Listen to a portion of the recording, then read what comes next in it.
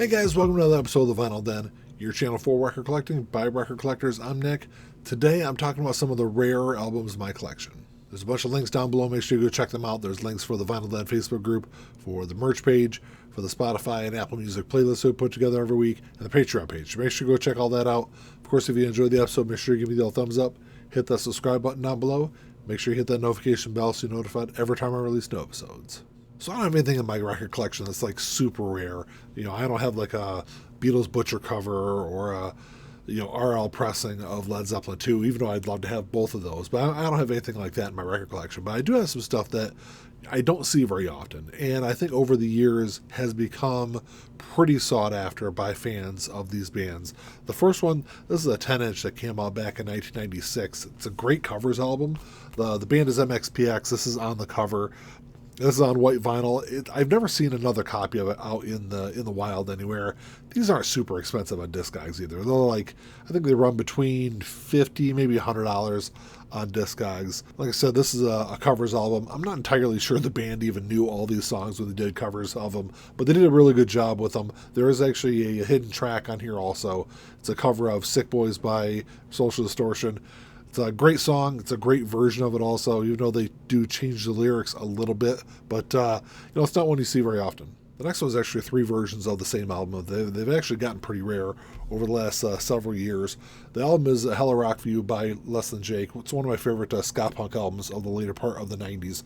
But this is an original pressing from 98. It's on this peach-colored vinyl. They released it, I think there was 3 or 4 colors that they released when this one came out. So this one, I guess, matches the color of the guy's skin on the cover there. So that one, like, I don't know, it's probably a couple $100 that it goes for on Discogs. And then this year is the 25th anniversary of that album. I just saw them in concert a couple weeks back. They're selling 25th anniversary pressings of that album on their tour. This is only exclusive to their tour. I'm not sure if they're going to do like a bigger release after the tour is over. But this is a double album where the first one is a single, and then the double album, the second album of this, actually has a bunch of demos from that recording. It's on yellow and blue vinyl. I can pull them out of the sleeve here. So the yellow one is the disc 2. It's got all the demos on there. And then the blue is the standard release. And then the third version of Hella Rock View that I have is this 7-inch box set. I actually picked this up pretty cheap several years back now. I think I probably only paid maybe $20-25 for it, and now it goes for at least double to triple that. I'm not a huge fan of 7-inch releases just because I'm kind of lazy when it comes to records, so I don't want to have to go in there and flip them after every song or so. But it's all on, I think there's 7 of these total, but it's all on just 7-inch. It's this is actually the cheapest way to have this album there for a long time until just recently. Sticking with Less Than Jake, the next one is an album that was released back in 1997. I'm sure a lot of people out there probably don't even know this thing exists, but I think it's available on streaming. You can go online and stream it. It's a really great album. I've loved it since the first time I heard it. But it's an album called Greased, and this is all, as you can guess, from the album art here. This is all covers of songs from the movie Grease.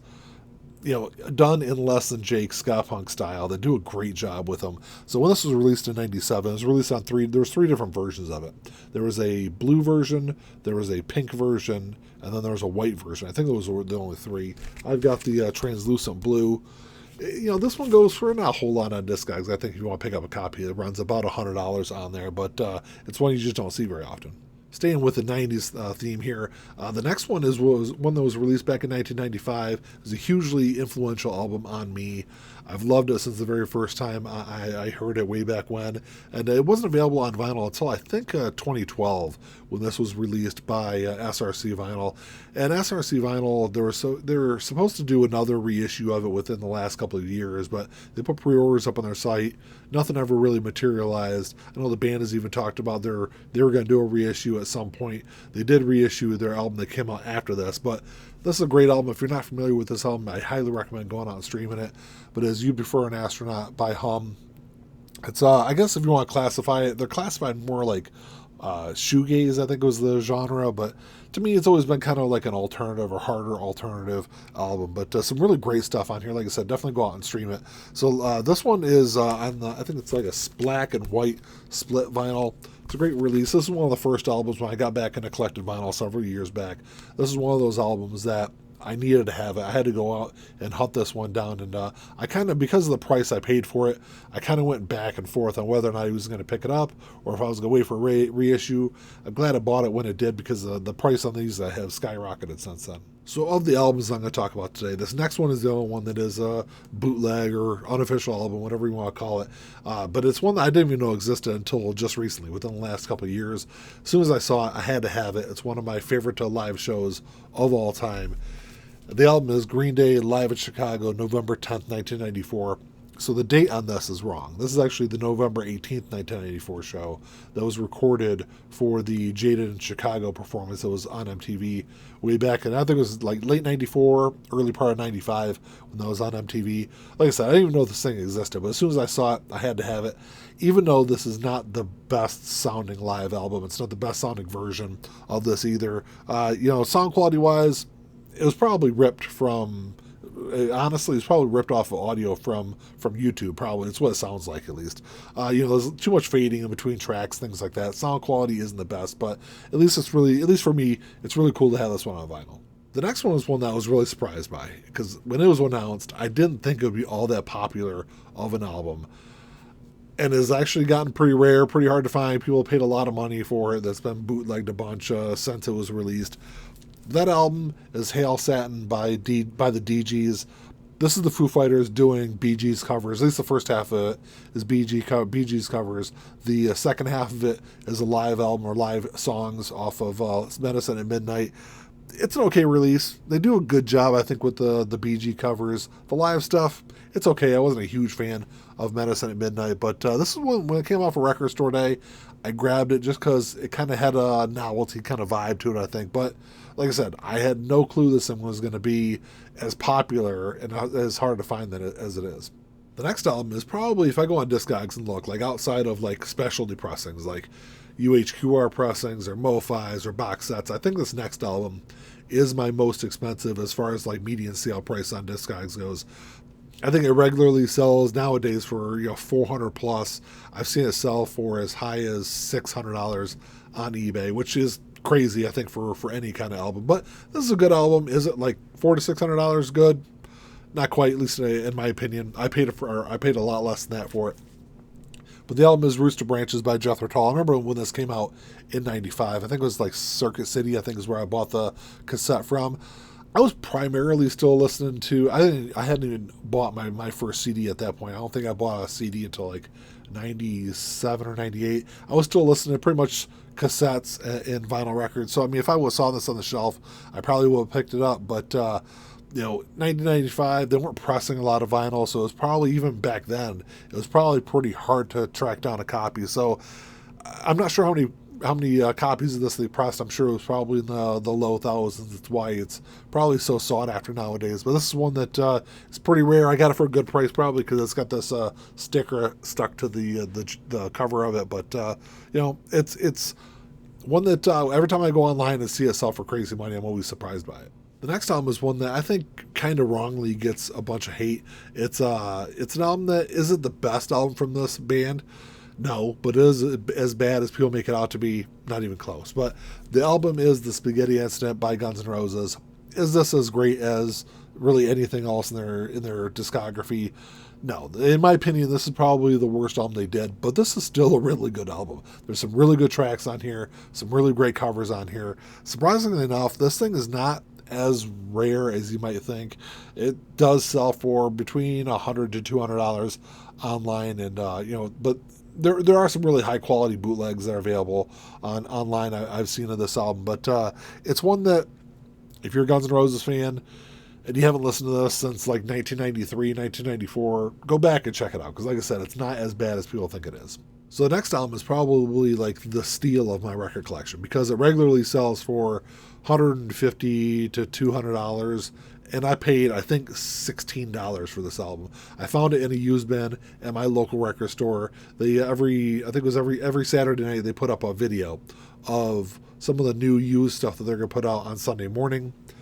I saw this as they were like flipping through the video. I got to the record store like super early so I could be like one of the first ones in the door, and grabbed a copy of it. Couldn't believe my luck that they actually had this album. But this album is Everybody by Logic. released in I think it was 2017 when this album came out. One of my favorite rap albums of the last several years. I like a lot of Logic stuff. I think this is hands down his best album. If you're a rap fan, if you're unfamiliar with it, definitely go check it out. He had a couple of decent hits off of this album, but the way that Logic does a lot of his albums is when he goes to release an album, he'll put up a pre-order on his website, and then they only press what is pre-ordered. So there's not a bunch of copies you can get from your local record store. So that's why a lot of his albums really kind of retain their value. A lot of his albums are, $100 to $200 if you want to buy them online now. So the next album is one that, as far as like pressing quantities go, it's probably the lowest in my collection. I think this album there's only like 500 copies of this thing pressed when it was released. And it wasn't available on vinyl until I want to say like 2015, maybe 2016 when this came out. But the album came out later part of the 90s, I think like 98 when this album came out. And, it was just never for sale on Discogs. It only been sold a couple of times on Discogs for like 20 or 25 bucks. So it wasn't going for a lot of money. No one ever put it up for sale. So I looked for at least a good couple of years for this album. Finally, I kind of got fed up with it and just started messaging people, random people on Discogs, and finally found somebody willing to sell me a copy. And, I overpaid a little bit for it, but it's an album I knew I definitely had to have in my collection. It's never going to get reissued. It's not a hugely popular album. It's just one that you don't see a whole lot. The album is Songs from Suburbia by Spring Hill Jack. And this is an album, like I said, when it came out, I would definitely put this up with some of the best ska punk albums of the later part of the 90s. Anything by Real Big Fish, anything by Less Than Jake, a lot of those other great bands from that later part of the 90s period. And I would put this right up there at the top. If you haven't heard this one, definitely stream it and check it out. And as you can tell, as a teenager in the 90s, I love 90s music. A lot of this is 90s albums. When, from in the 90s, they weren't pressing a lot of vinyl. That's why a lot of this stuff, especially these original pressings, are really hard to find. They really are kind of sought after. But the last album I got to show you is not anything from the 90s or the 2000s or the 80s. This is one of my favorite albums from the 70s. This is a 1977 pressing. I've talked about it on the channel here quite a few times, actually. The album is Animals by Pink Floyd. It's an incredible album. This is something that you don't see a lot out there. And when you do, it goes for several $100s. And so this is a pink French pressing from 1977. They actually did 3 pressings of this. This is a second pressing. The first pressing, I think, is on more of a solid pink vinyl, where this is a little more of a translucent pink. And then the translucent pink version was the second pressing, and then there was a third pressing which had the original album artwork, but that was on pink vinyl. So this is the first 2 pressings of it are a little bit more hard to find than the third pressing of it, but this is one that, of all the albums in my record collection, this is one of my favorite, most prized albums. Well, that's all I got for you today, guys. Thanks for checking the show out. Make sure you drop me a comment down below. Let me know what you think of these albums and what are some of the more rare albums you have in your record collection. I'd love to know what you guys got out there. Of course, if you enjoyed the episode, make sure you give me a thumbs up. Hit that subscribe button down below. That's all I got. Until next time, keep on spinning. Peace.